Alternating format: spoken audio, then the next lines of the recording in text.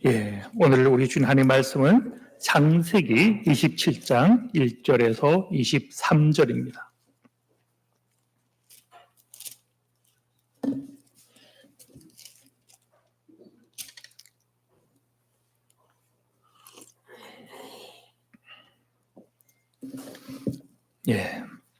오늘 본문이 상당히 길죠. 이삭이 나이가 많아 눈이 어두워 잘 보지 못하더니 맏아들 에서를 불러 이르되 내 아들하며 그가 이르되 내가 여기 있나이다 하니 이삭이 이르되 내가 이제 늙어 어느 날 죽을는지 알지 못하니 그런즉 내 기구 곧 화살통과 화살발을 가지고 들어가서 나를 위하여 사양하여 내가 즐기는 별미를 만들어 내게로 가져와 먹게 하여 내가 죽기 전에 내 마음껏 내게 축복하게 하라. 이삭이 그의 아들 에서에게 말할 때에 리브가가 들었더니 에서가 사냥하여 오르고 들로 나가매 리브가가 그의 아들 야곱에게 말하여 이르되 내 아버지가 내 형 에서에게 말씀하시는 것을 내가 들으니 이르시기를 나를 위하여 사냥하여 가져다가 별미를 만들어 내가 먹게 하여 죽기 전에 여호와 앞에서 내게 축복하게 하라 하셨으니 그런즉 내 아들아 내 말을 따라 내가 내게 명령하는 대로 염소떼에 가서 거기서 좋은 염소 새끼 2마리를 내게로 가져오면 내가 그것으로 내 아버지를 위하여 그가 즐기시는 별미를 만들리니 내가 그것을 내 아버지께 가져다 드려서 그가 죽기 전에 내게 축복하기 위하여 잡수시게 하라. 야곱이 그 어머니 리브가에게 이르되 내 형에서는 털이 많은 사람인즉 나는 매끈매끈한 사람인즉 아버지께서 나를 만지실진데 내가 아버지의 눈에 속이는 자로 보일지라 복은 고사하고 저주를 받을까 하나이다. 아버지가 그에게 이르되 내 아들아 너의 저주는 내게로 돌리리니 내 말만 따르고 가서 가져오라. 그가 가서 끌어다가 어머니에게로 가져왔더니 그의 어머니가 그의 아버지가 즐기는 별미를 만들었더라. 리브가가 집안 자기에게 있는 그의 맏아들 에서의 좋은 의복을 가져다가 그의 작은 아들 야곱에게 입히고 또 염소 새끼의 가죽을 그의 손과 목에 매끈매끈한 곳에 입히고 자기가 만든 별미와 떡을 자기 아들 야곱의 손에 주니 야곱이 아버지에게서 나아가서 내 아버지 하고 부르니 이르되 내가 여기 있노라. 내 아들아 내가 누구냐?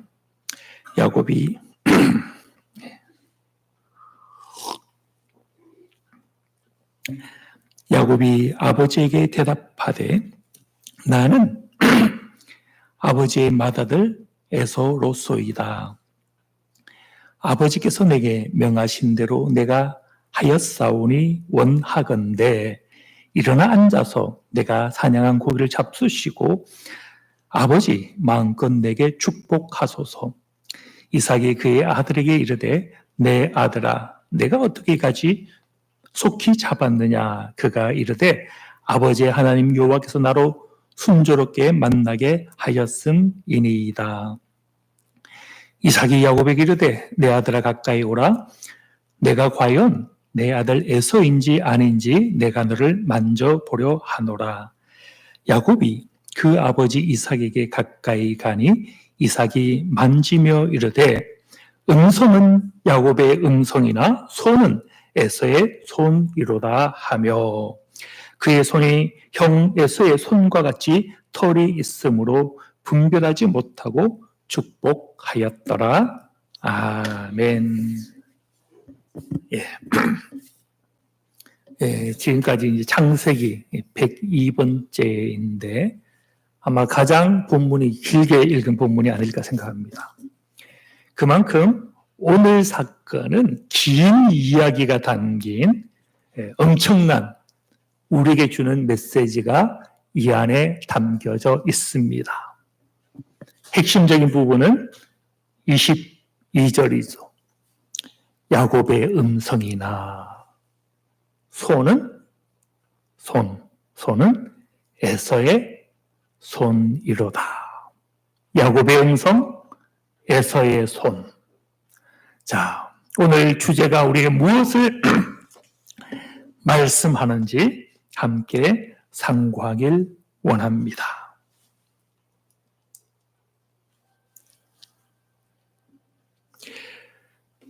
본문을 읽을 때 잘 들으셨겠고, 또 이 본문은 낯선 본문이 아니죠. 우리가 익히 잘 알고 있는, 줄거리를 따로 설명할 필요가 있을까요? 크게 이야기하면 눈먼 이삭이 등장합니다. 그 이삭이 누구를 부릅니까? 에서, 장자를 부르죠. 장자를 불러서 무엇할 계획을 이야기합니까? 축복. 장자권을, 영적인 장자권을 수여할 그 기회를 주는 거죠. 그 자리에서 바로 주었더라면 이런 일은 나타나지 않았겠죠. 그것은 자기 자신이 개인이 아들에게 주는 것이 아닌 거예요. 하나님이 주시는 거죠. 까닭에 먼저 무엇을 요구합니까? 에서의 수고와 헌신을 요구합니다. 너가 사냥한 고기를 가져와서 별미를 만들어서 그 흠향한 그 향기를 당신이 맡기를 요청하는 거죠. 그때 이 사건, 이 음성을 누가 듣습니까? 그의 아내 리브가. 에서의 어머니요, 야곱의 어머니인 리브가가 듣죠. 듣고 나서 그는 한 가지 계획을 세웁니다. 이 축복은 야곱이 받아야 된다라는 것이죠. 이 야곱은 장자권의 자격이 있는 사람입니까? 없는 사람입니까? 영으로 하면 있겠지만 육으로 하면 없는 거예요. 그래서 다시 그도 야곱을 불러서 이야기하죠. 너가 가서 가축 중에 한 짐승을 가져오면 내가 이것으로 아버지가 좋아하는 별미를 만들어서 너를 마음껏 축복하게 하겠다. 문제가 있었죠. 야곱은 에서가 아니다는 겁니다. 에서와 야곱은 너무 달랐죠. 에서는 털이 많은 사람이었지만 야곱은 매끈했죠. 아버지가 눈이 멀었다 한들 속이기에 한계가 있었다라는 것. 그래서 결국 했던 것이 무엇입니까?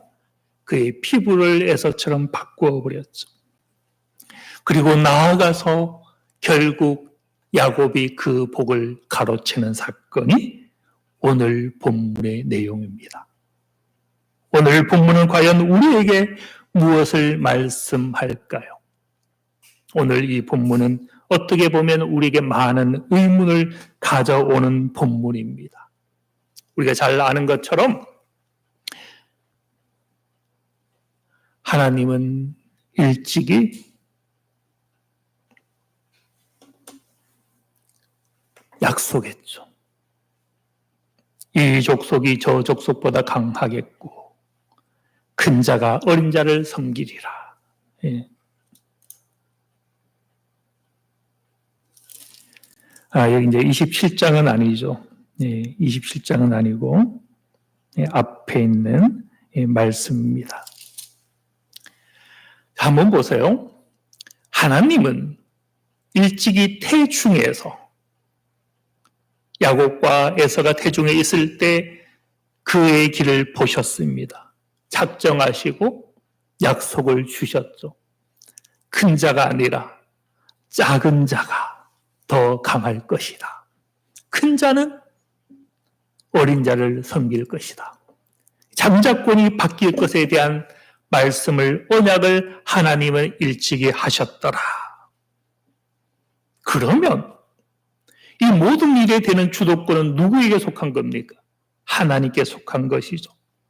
그런데 우리가 오늘 본문을 묵상을 해보면 이것을 야곱이 순탄한 방법으로 받은 것은 아니었더라. 아버지는 눈이 멀었어야 했고 어머니 리브가는 그 속임으로 말미암아 드러날 때 저주받는 것을 감당을 했어야 했고 또 이 일을 위하여 형 에서는 축복 대신에 저주를 받아야 되는 많은 아픔의 과정을 통하여서 야곱이 이 복을 받더라. 원래 하나님께서 작정하신 약속하셨던 이삭에게 들려주었고 리브가에게 들려주었던 그 약속의 성취가 순탄하게 이루어지지 않더라. 하나님의 언약이요 하나님의 주권임에도 불구하고 왜 그럴까? 이 질문입니다. 왜 순탄하지 못했을까요? 무엇이 문제일 것 같습니까? 답을 찾아보시기 바랍니다. 제가 사지선다 문제를 여기 제출합니다. 1번, 이삭 탓이다. 하나님께서 일찍이 태중에 있을 때 약속했던 것, 하나님의 언약과 그 말씀을 망각하고 무리하게 육신의 장자에게 약속을 주려 했기 때문이다. 1번인 것 같습니까? 2번, 야곱 탓이다. 하나님의 약속을 신실히 기다리기보다는 자신의 꾀임과 속임수로 취하려 하더라. 팥죽으로 한번 팔아보고 태중에서도 그저 형의 발목을 붙잡고 나중에는 아버지 이삭까지 속여서 받으려 한 이 야곱의 문제다. 2번. 1번이 맞을 것 같아요. 2번이 맞을 것 같아요. 3번입니다. 3번. 하나님의 언약의 성취는 인간의 어리석음을 사용하여서 그의 선으로 이끄는 하나님의 섭리이기 때문이다. 3번. 4번. 오늘 본문은 그들을 통한 구원을 나타내는 그림자인 까닭이다.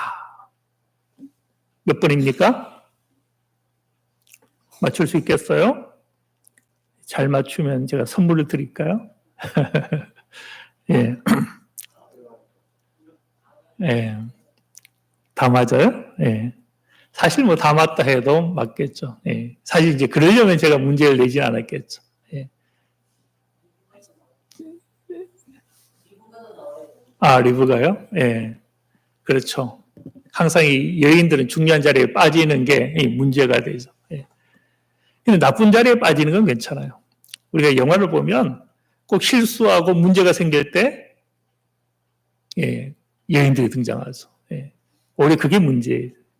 자, 예, 여기서는 물론 다 맞을 수 있지만 핵심적인 한 가지가 있더라. 4번입니다. 4번. 오늘 이 본문은 하나님의 구원이 어떻게 오는지를 보여주는 하나의 그림자이다. 우리 성도님들 죽음 이후에 대한 자신이 있습니까? 내가 어떻게 구원의 백성, 하나님의 백성, 흔히 말하는 천국 들어가는 것, 여기에 대한 자신이 있는가? 오늘 본문은 그 길을 우리에게 분명히 보여주는 하나의 비유와도 같은, 그림자와도 같은 사건이다라는 겁니다. 하나님은 비유로 말씀하신다. 네. 하나님은 우리에게 말씀하실 때 문자 그대로만 말씀하지 않고 그 문자 안에는 많은 은유, 비유, 풍류가 담겨져 있죠. 그래서 어제 보내드렸던 말씀에는 이런 표현이 등장합니다. 다만 그 말씀은 풍성하고 다양하고 또 낯설게 계시된다. 하나님의 말씀의 양식은 단조롭지가 않습니다. 하나님의 계시의 신비는 여러 틀을 사용합니다. 우리도 말을 하지만, 우리도 글을 쓰지만 다 똑같은 글입니까? 소설 양식이 다르고 시적 양식이 다르고 역사 기록의 양식이 다르고 과학적 언어가 다르고 수학적 언어가 다른 것. 수학에서 2 더하기 1은 3이지만 사람은 다를 수가 있는 것. 이 1 더하기 1이 2가 아닐 수가 있는 것. 그래서 하나님의 말씀은 역사적 서사가 있다. 좀 고상한 표현이지만 간단히 말하면 역사적 기술도 있다. 시간이 있고 사건이 있잖아. 열왕기상하, 사무엘상하, 역사서가 있는 거죠. 또 신앙적 고백이 있는 거. 신앙적 고백은 역사의 기록과 사실과 다른 것이죠. 우리가 믿음 안에서 하나님의 하신 일을 고백할 때 그것은 신앙적 고백이죠. 역사적 사실이 있고 신앙적 고백과 간증이 있는 거죠. 이 모든 것이 섞여 있죠. 또 어떤 것은 비유로, 어떤 것은 시로, 어떤 것은 노래로, 어떤 것은 상징으로, 심지어 가만히 보면 하나님은 언어 유희로도 계시하더라. 우리가 말할 때 보면 어떤 사람은 이 언어의 유희를 잘 즐기는 사람이 있죠. 예. 말은 신비롭습니다. 우리말도 마찬가지죠. 우리가 죽겠다라는 말도 쓰잖아요. 정말 죽겠습니까? 그게 사실적 언어입니까? 배고파 죽겠다. 그 사람이 당장 밥을 안 먹으면 죽는 사건입니까? 아니죠. 하나의 언어적 유희죠. 그런데 성경의 언어도 이런 언어적 유희가 많거든. 하나님의 언어 계시는 매우 다채로운 양식을 가지는 것. 오늘 본문도 마찬가지입니다. 어떻게 보면 오늘 본문은 어떤 사건을 그냥 순서대로 이야기한 하나의 사건이요 역사적 사실이요 그 서사인 것 같지만 여기 안에는 엄청난 구원의 비밀을 보여주는 비유적인 사건이 등장한다라는 그것을 보아야 되죠. 그래서 성경은 말씀하죠. 하나님께서 사도들을 보내고 제자, 선지자들을 보내실 때에 그들도 다르지 않았죠. 에스겔 선지자는 이렇게 하나님께 탄식했습니다. 에스겔 20장 49절에 보면 내가 이르되 아하 주 여호와여 그들이 나를 가리켜 비꼬아 말할 때에 그는 비유로 말하는 자가 아니냐. 에스겔이 하나님의 말씀을 대언을 했는데 사실적 언어로 전달하지 않았어요. 비유로 말하더라. 시편도 마찬가지로 증언했죠. 78절 2절에 내가 입을 열어 비유로 말하며 이로부터 감추었던 것을 드러내려 하니 비유가 있더라. 근데 비유는요 감추어져 있는 것이기도 하지만 드러내는 것이기도 하죠. 계시니까. 계시는 뭡니까? 열어서 보여주는 것이 계시잖아요. 계시는 감추어 있는 게 아니에요. 비유가 왜 있습니까? 숨기기 위해서 있나요? 자기 백성에게 이 비유는 풀어 가르치기 위하여 있는 거예요. 하나님의 언어가 비유를 사용하긴 하지만 우리는 이 비유를 통해서 감추어진 말씀에 도달하지 못해서는 아니 되는 거예요. 그걸 위하여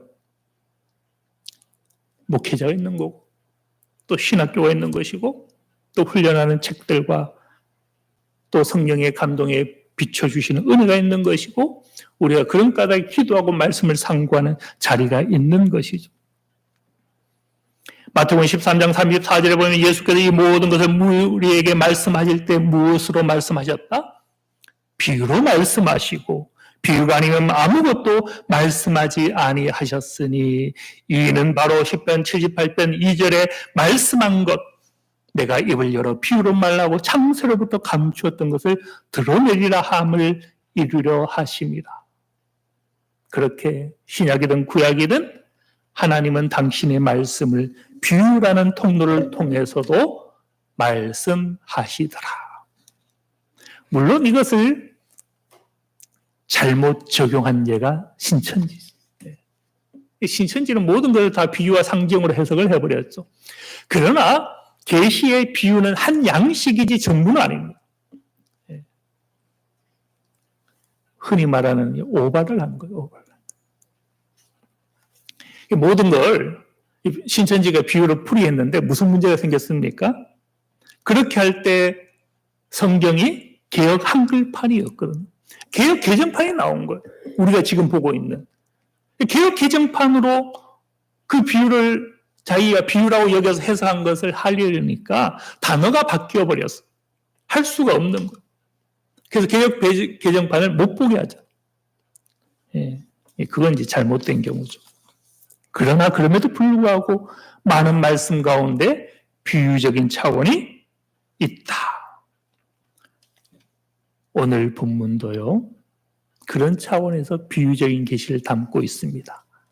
신약의 예수님께 비유로 말씀하신 것만이 비유가 아니라 어떤 사건들 메시지도 그 안에 비유적인 큰 그림을 보여주는 사건들이 있는데 오늘 본문도 그와 같다. 오늘 본문은 특별히 어떤 비유인가 하면 우리에게 이루어지는 구원이 어떻게 오는가를 잘 보여주는 비유와도 같습니다. 구원에 관심이 있어? 제가 확실히 알았어요. 구원에 관심이 많다는 거. 모든 사람이 구원에 관심이 많을 수밖에 없죠. 자, 구원받는 이치를 우리는 흔히 교리라고 부릅니다. 그런데 이 교리 가운데 구원에 대한 핵심적인 교리가 있어요. 이신칭의입니다. 믿음, 이신, 믿음으로써 칭의, 칭한다. 무엇이다고요? 의롭다고 칭한다. 이게 이신칭이죠. 오늘 본문이 그것을 보여줍니다. 근데 이신칭의는 좀 더 그 해석만으로 부족합니다. 더 정확히 이해할 필요가 있는데요. 칭의가 핵심입니다. 칭의. 믿음으로써 믿을 때 의인이 되는 것이냐, 이신득의냐, 이신칭의냐 서로 다른 것. 이신득의는 믿음으로 우리가 의인이 되었다라는 것. 여러분 믿었죠? 자기 자신을 생각해 보세요. 지금 의인입니까? 죄인입니까? 자기 자신. 남 말고. 그런 의미에서 어떻게 보면 의인 같은데 죄를 짓더라. 죄는 짓는데 나는 의인이다 말할 자신이 있습니까? 그러기에는 우리 양심이 있자. 예. 제가 볼 때는 이신득의도 신학에서 주장하지만 이신칭의가 맞는 것 같아요. 칭의는 여전히 죄인이나 그럼에도 불구하고 그 죄를 보지 않고 의인으로 칭해준다. 의미를 이해하시겠습니까? 믿음으로 의인으로 바뀐 게 아닌 거예요. 여전히 죄 가운데 살아가. 그런데 하나님은 믿음 때문에 우리를 어떻게 여기신다? 의인으로 봐주신다. 핵심은 지금은 여전히 무엇이다? 죄인이다. 아무리 야곱이 손에 틀을 발랐다 한들 무엇은 아니다? 에서는 아니다. 장자는 아니다는. 그런데 장자로 축복을 받았죠. 그런 의미에서 오늘 본문은 구원에 대한 핵심 교리를 보여주는 하나의 비유가 된다. 이신칭의는요, 로마서 3장 23절 이하가 잘 보여줍니다. 모든 사람이 죄를 범하였음에 하나님의 영광에 이르지 못하더니 그리스도 예수 안에 있는 속량으로 말미암아 하나님의 은혜로 값없이 의롭다 하심을 얻은 자 되었느니라. 의롭게 된 게 아니에요. 여전히 허물 있지만 하나님의 은혜로 값없이 칭의가 되었다. 칭의를 핵심적으로 보여줄 수 있는 사건, 단어가 25절에 나오죠. 전에 지은 죄를 간과하심으로. 아직은 죄가 소멸된 게 아니에요. 간과하신다. 눈을 감고 보지 않는 것. 이삭이 무엇했어요? 눈이 멀었더라. 생각해 보세요. 하나님이 아브라함을 사랑했고 이삭을 사랑했잖아요. 그런데 가장 중요한 기관이 우리 신체 중에 무엇입니까? 눈이잖아, 눈. 왜 이삭이 눈을 멀어? 하나님이 사랑하는 열조인데 모세는 마지막까지 그 사역을 마치기까지 눈이 흐리지 않았다라고 성경에 말씀하잖아요. 그런데 왜 이삭이 눈이 멀까? 하나의 구원의 징표 가운데 하나님이 그의 보지 못하는 눈을 사용하신 칭의를 보여주기 위해서. 오늘 이 이신칭의를 보여주는 그 핵심적인 한 단어가 여기 등장하죠. 22절에 음성은 야곱의 음성이나 손은 에서의 손이로다. 아직 여전히 지금 이 자리에 누가 있는 거예요? 야곱입니다. 아무리 이 야곱이 변장을 하고 에서가 입었던 옷을 입고 에서의 향취가 나게 하고 손에 털을 발라서 에서처럼 피부를 바꾸었다 한들 여전히 그 야곱은 야곱인 거예요. 근데 이삭이 거기 눈먼 이삭이 보았을 때 보지 못하니까 만졌을 때 거기 누가 있었습니까? 에서가 있었어요. 아직 에서로 바뀐 게 아니에요. 여전히 야곱입니다. 그러나 현실은 에서였어요. 이걸 신학적으로 말하면 죄인이지만 의인인 것. 우리는 두 신분을 가진 거예요. 비유적으로 오늘 본문은 우리 두 신분을 잘 보여줍니다. 죄인입니까? Yes. 의인입니까? Yes. 죄인이면서 의인이다. 이걸 루터가 이야기해요. 바로 이걸 바꾸어서 이야기하면 우리는 야곱의 음성이지만 에서의 손을 가진 거예요. 놀랍지 않습니까? 오늘 본문은 야곱이 창작권을 어떻게 받는지를 잘 보여주었는데요. 다르게 말하면 이것을 우리에게로 환원하면 우리가 하나님의 아들 그 자녀된 치유를 가지는 조건을 잘 보여주는 거예요. 장자권을 받는 방법은 장자여야 됩니다. 그런데 에서가 장자의 치유를 가지고 받았습니까? 여전히 동생이요. 여전히 야곱이요. 그럼에도 불구하고 받은 것이죠. 바로 우리의 구원도 같습니다. 우리는 여전히 믿지만 허물 많은 죄인인 것이고 실수하는 것이고 성경을 근심케도 하고 덕보다는 잘못된 것을 우리는 많이 행하잖아요. 그때마다 구원이 취소됩니까? 내가 실수했을 때, 교회에서 실수했든지 아니면 이웃 앞에서 원망하고 범죄하고 법을 어겼을 때 그때 회개하기 전에 우리가 죽으면 지옥 갑니까? 그러면 천국 갈 사람 누가 있습니까? 하나님의 구원은 우리가 여전히 야곱이지만 아직 장자가 아닌 거예요. 그럼에도 불구하고 장자의 은혜를 허락하시는 하나님의 은혜. 이걸 한마디로 축약하면 이것이 음성은 야곱의 음성이나 손은 에서의 손이로다. 이걸 좀 더 고상하게 한번 바꿔볼까요?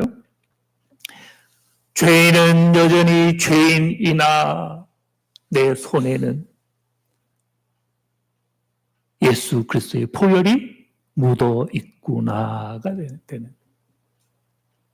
예수님이 무엇입니까?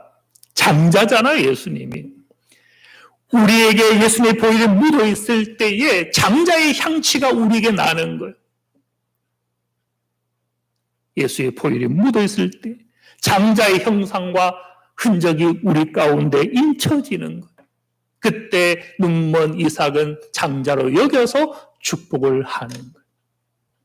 우리의 구원이 마치 그와 같더라. 그런데 오늘 이 본문에 보면 그 이상의 또 한 비유가 하나 더 있습니다. 구원은 그리스도 예수님의 단독 사역입니까? 성부, 성자, 성령의 사역입니까? 성부, 성자, 성령의 사역이죠. 눈먼 이삭은 성부 하나님을 잘 보여줍니다. 심판 때에 하나님께서 보실 때에 불꽃 같은 눈으로 우리를 보시면 구원받을 자가 아무도 없는 거예요. 그 심판대 앞에서 하나님은 무엇 하신다? 우리 죄를 보지 않으신다. 눈먼 이삭은 그것을 우리에게 보여주는 것. 성령을 신약에서 무엇이라 했죠? 보혜사라 했어. 파라클레토스. 파라는 곁에서, 클레토스는 돕는 자. 곁에서 돕도록 클레토스는 직역을 하면 불러낸 자입니다. 곁에서 돕도록 보내어지고 부름 받은 자가 보혜사 성령입니다. 누가 곁에서 도왔습니까? 리브가가 도왔죠. 어머니 리브가. 성령은 흔히 우리가 어머니의 영으로 보잖아요. 성부 하나님이 눈먼 이삭으로 눈이 멀어서, 우리 흔히 이런 표현 쓰죠. 사랑의 눈이 멀었다.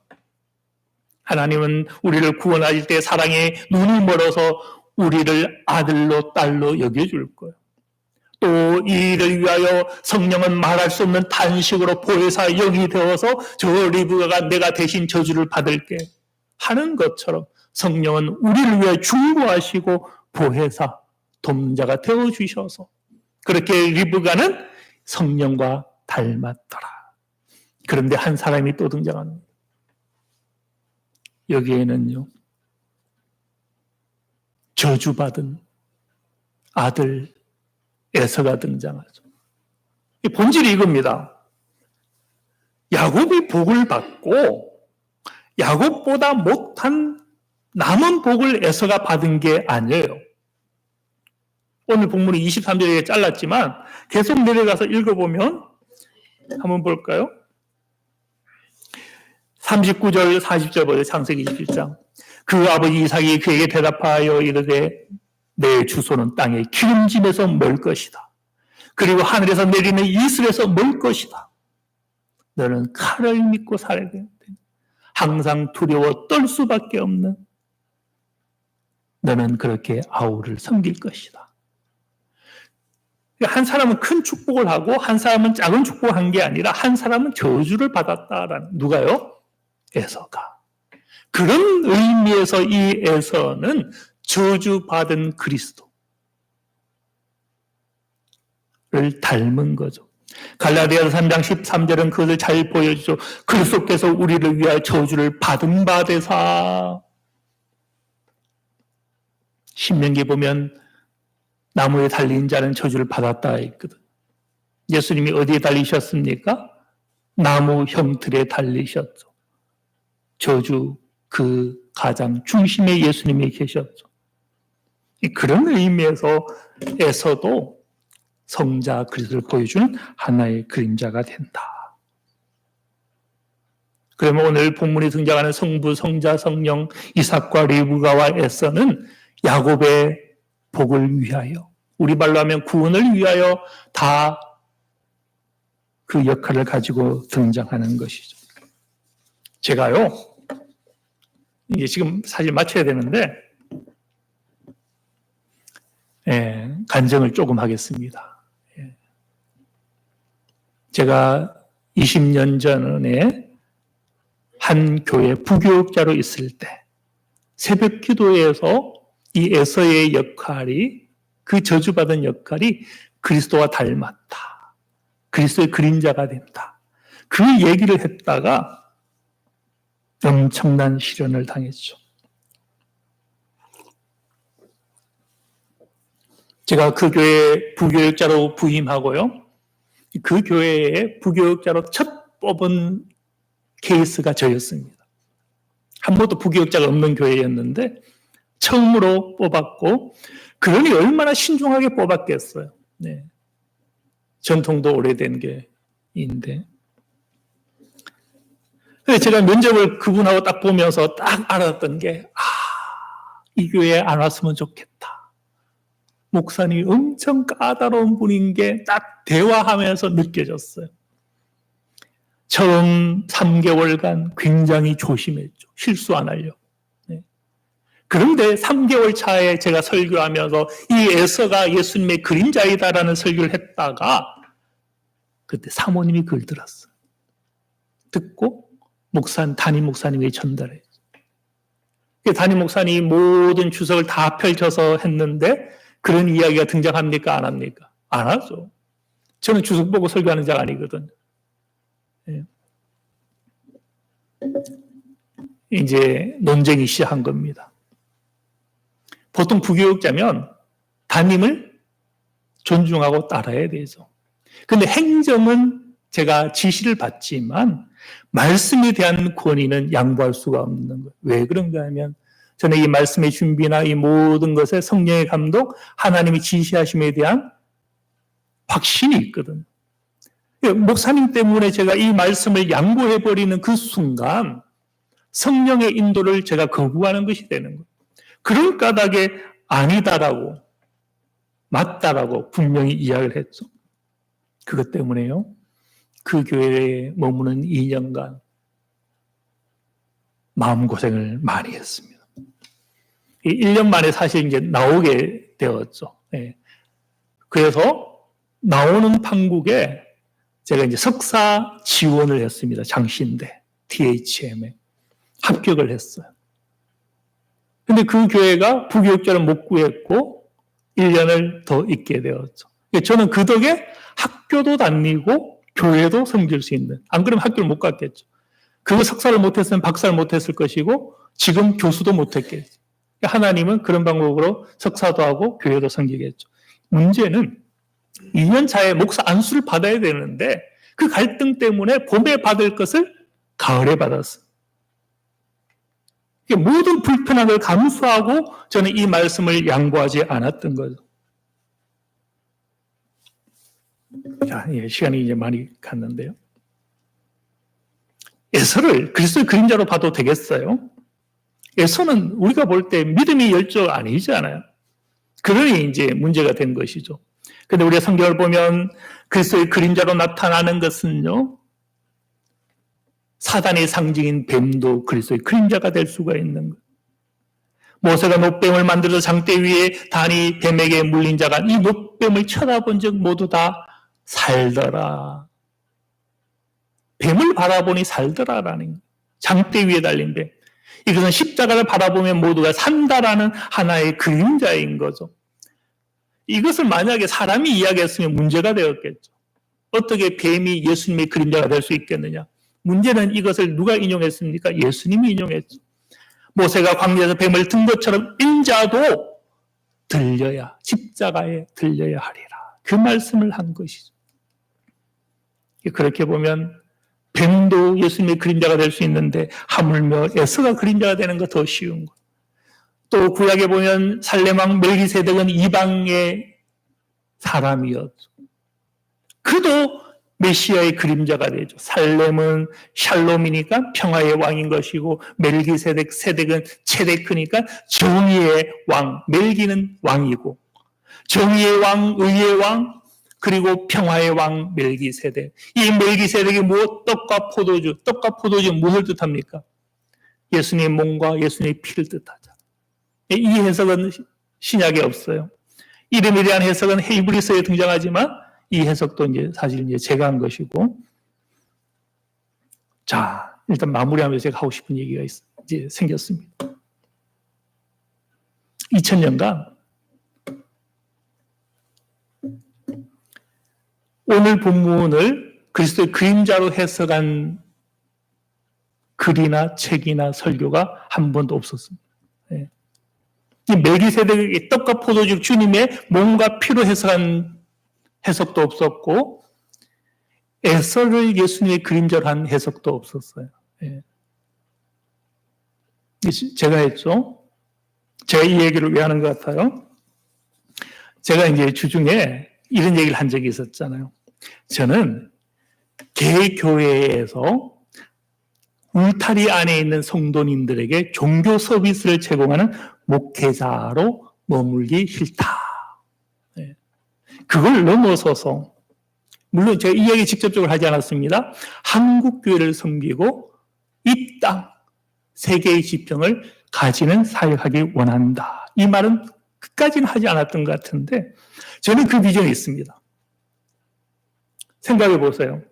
하나님께서 2000년간 한 번도 이것을 다른 사람을 통해서 조망하지 않았고 제게 주셨다면 이 메시지를 그냥 개교에 섬기라고 하나님이 주셨겠는가? 어떻게 생각합니까? 제가 열심히 한 교회, 자기 교회, 개교회를 열심히 섬기다가 하나님 앞에 갔을 때 또 우리 성도님 마찬가지. 여러분도 우리 교회 안에서만 열심히 섬기다가 천국 갔을 때, 그래, 너 열심히 잘 섬겼어? 과연 그 메시지 들을 것 같아요? 주님은 말씀하시죠. 너희는 세상의 빛이요 세상의 소금이다. 우리가 우리 안에서 섬기는 것 중요합니다. 그러나 넘어가야 되는 거예요. 우리는 이웃을 품어야 되고 세상을 품어야 돼요. 혹시 하나님이 그것을 위하여 우리를 부르지 않았을까? 내가 받는 구원, 이것만을 위하여 우리를 택하셨겠느냐? 내가 받는 구원, 죽어서 천국 가는 그것만, 그 비전을 위해서 하나님이 우리를 불렀겠느냐? 우리는 생각해야 돼요. 이왕이면 구원받는 사람이 되길 원합니까? 구원 이후에 왕노릇하는 그 지위까지 이르길 원합니까? 선택하세요. 우리 성도님들. 나는 구원받는 것도 충분해. 이것이겠습니까? 아니면 이 땅을 섬기고. 하나님께 제게 주신 은사를 보면요. 개교회를 섬기라고 주신 게 아니에요. 그걸 넘어 있다는. 5년 전에 한 교회가 그 장로님이 제게 이력서를 보내었죠. 응답을 안 했어요. 네. 그 교회는 제적이 1000명이에요. 1000명. 그분은 제가 여기 사역하고 나서 10년간을 그때까지 계속 후원했던 분입니다. 청빙위원장이에요. 그걸 결정할 수 있는 자리에 있는 분이 제게 이력서를 보냈어요. 근데 응답하지 않았어요. 그랬더니 한 권사님이 전화를 3번이나 왔습니다. 무슨 얘기 하는지 아세요? 목사님, 그 교회 성도이 몇 분 있습니까? 거기에서 목사님이 하는 이 심오한 설교 이해할 수 있습니까? 왜 안 하냐? 그 얘기를 3번 전화 왔어요. 다 무시했어요. 왜요? 하나님이 제게 사인을 주지 않았거든. 저는 어떤 한 개교회를 섬기는 목회자로 몸을 다하고 하나님이 부르지 않았다고 생각해요. 만약에 1000명 되는 교회였으면 그랬겠죠. 그거 섬기기도 벅차니까. 하나님은 제게 더 큰 비전을 주셨다라고 생각합니다.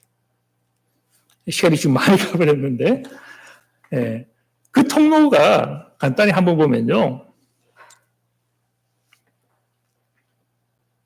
제가 이번에 신학교 강의를 했죠. 중간고사 평가도 상당히 놀라웠습니다. 근데 기말평가를 잠깐 한번 보면요. 이런 얘기를 합니다. 학생들이. 방대한 전문적인 자료를 준비해 주심에 감탄합니다. 방대한 전문적인. 제가 강의를 위해서 엄청나게 준비했을 것 같아요. 제가 박사 논문 쓰는데 엄청난 많은 10년의 세월이 걸렸을 것 같습니까? 1년에 1년.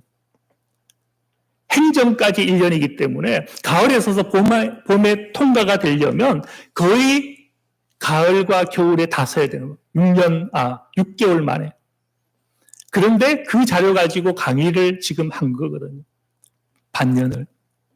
그런데 학생들이 볼 때 무엇이었어요? 방대한 전문적 자료를 가지고 해주었다. 이게 제게서 낚였어요? 하나님이 이걸 주셨겠습니까?